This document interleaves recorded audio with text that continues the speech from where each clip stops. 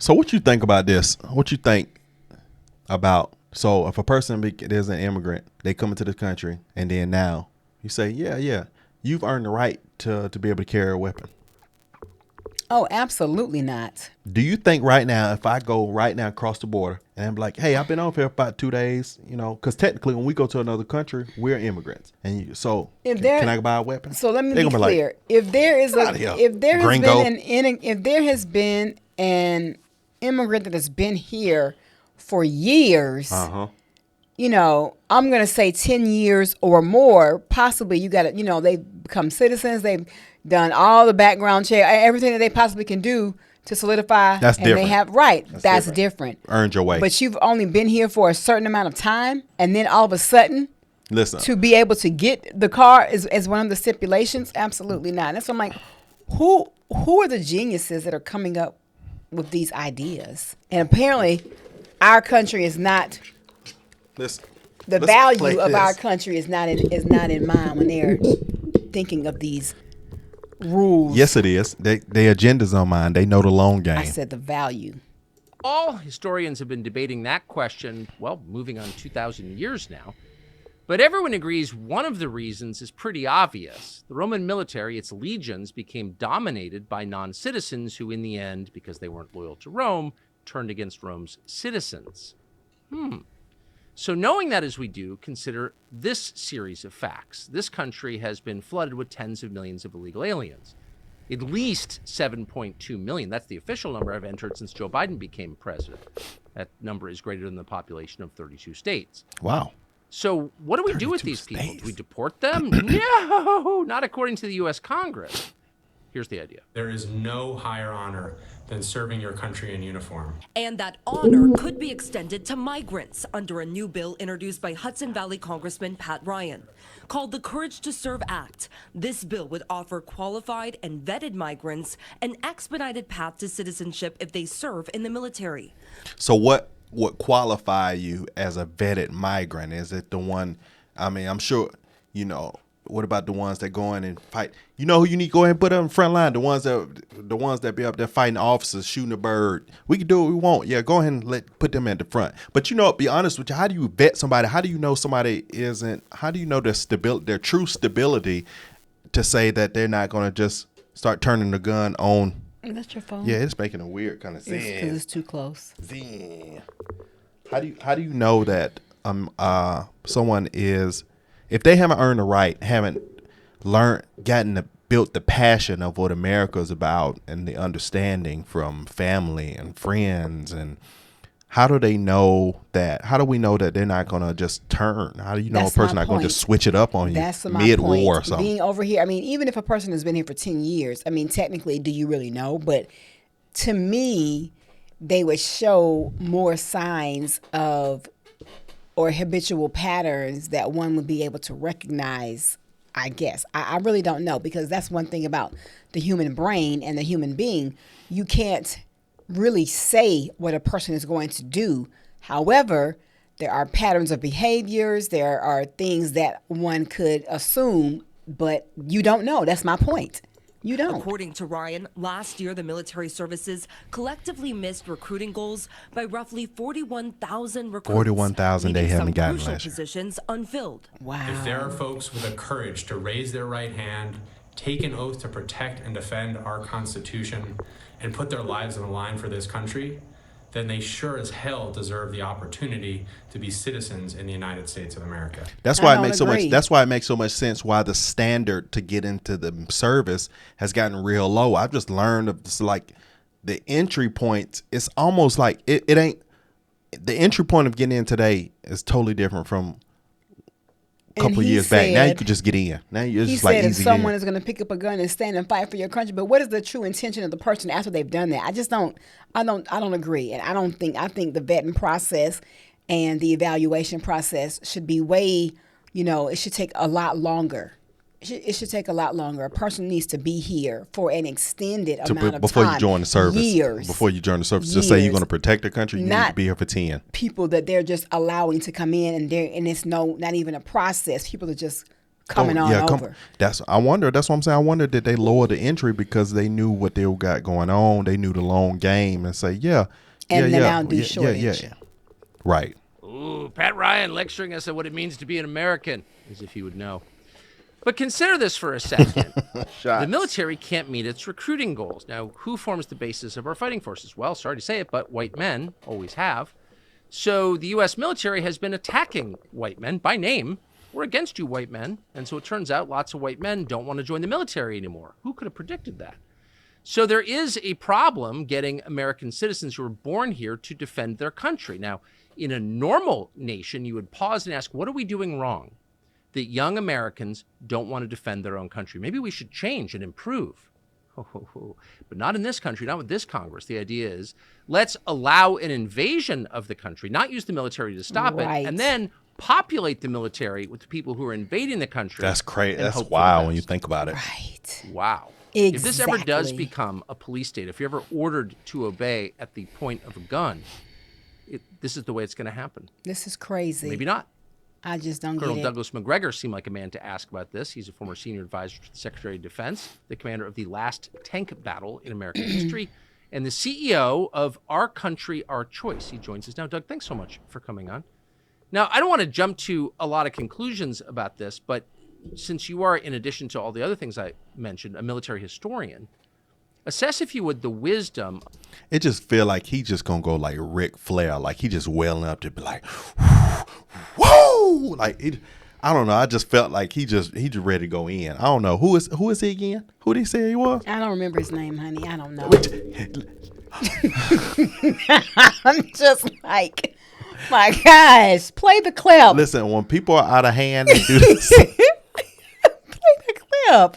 Google it. Somebody's out of look. You know, open up all 13 screens, but they might tell you put your black hands over here. Ooh, help me, Jesus. You ruined my clip. Look at. I don't even know what we were on here. Hopefully, it'll take me back what it was, or it's your butt, ma'am. It is. It never moved. Don't touch nothing. Shh. Hurry up. Of allowing people to invade your country and then handing them automatic weapons. You know, when I listen to the comments coming out of the Senate or the House, let alone the White House, I'm sometimes reminded of that famous statement in Vietnam: in order to save the village, we had to destroy it. Yes. I get the impression that's the plan in Washington. We have to destroy the country in order to save it. Clearly. At least, I guess, from the standpoint of everybody in Washington, whatever happened before they arrived was wrong, and the brave new world must be built in the future on the ruins of the past. Oof. And they're doing a pretty good job of trying to make that work. Oof. The military is a good example of it. And military institutions take decades to build. They're resilient in most cases because of the human capital that replenishes them on a routine basis. We're having problems recruiting for a very simple reason. People that have been through this over the last 20, 30 years have said, what are we doing? What's the point of being in the military? We go to these places, they look around in Iraq or they look around in Afghanistan and they say, there's nothing here.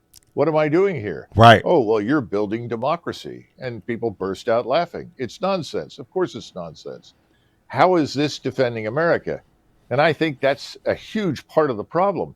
If you were to ask 100,000 men, white, black, or otherwise, or who call themselves Americans, what are you ready to do? They're ready to defend the United States. But they don't see much evidence that we're defending the United States. If anything, we've walked away from that in favor of what? Defending Ukraine? Right. Or defending parts of the Middle East? This is not what we signed up for. And I think that's a huge issue as well. That's a shame. I wonder, though, what the effect on our domestic politics, our domestic life will be. I mean, when you're at West Point, I imagine you saw your job as a newly minted Army officer defending the United States from its enemies abroad. But the DOD is playing, I think, an unprecedented role in the domestic life of our country. You saw it on January 6th. You see it in the censorship efforts being led by DOD.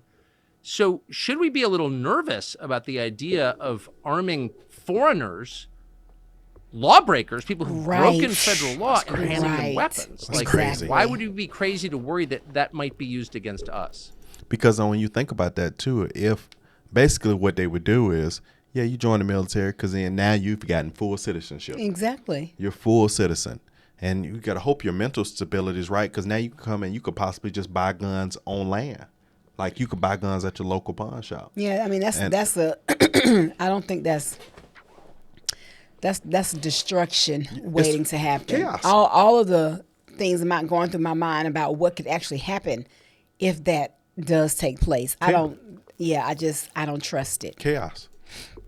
Well, if you were playing for the Eagles and suddenly you were fired, and the manager of the Eagles decided to hire the third string team that works in Dallas, Texas for the Dallas Cowboys, then you went into the game and discovered that the third stringers from the Dallas Cowboys are helping the Dallas Cowboys win, you'd be pretty upset. Well, that's Yikes. effectively what these people are deciding to do.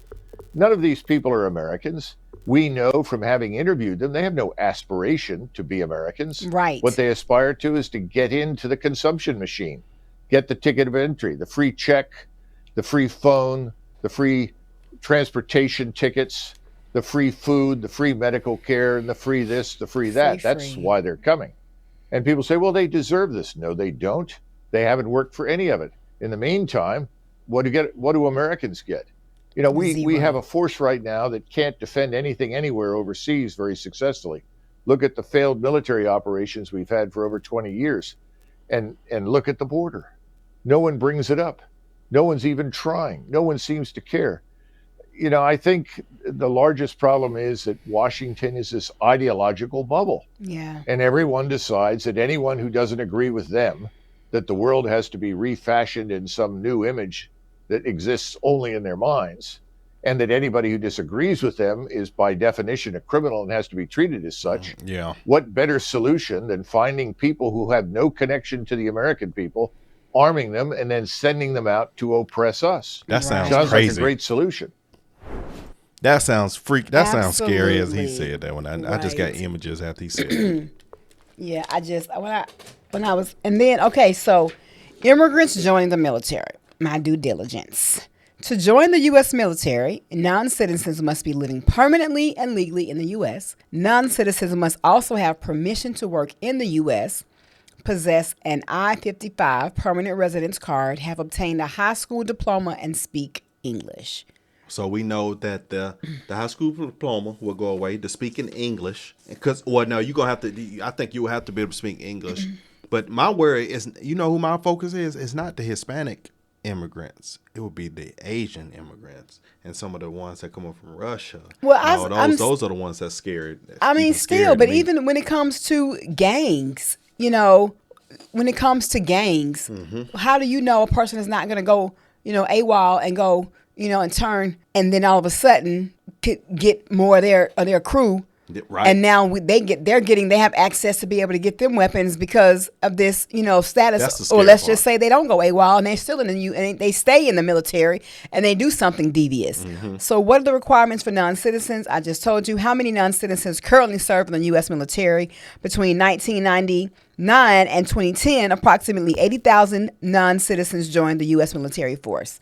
Most recent data from the Department of Defense showed that 24,000 non-citizens were on active duty in 2012, with 5,000 legal permanent residents enlisting into the U.S. military force each year.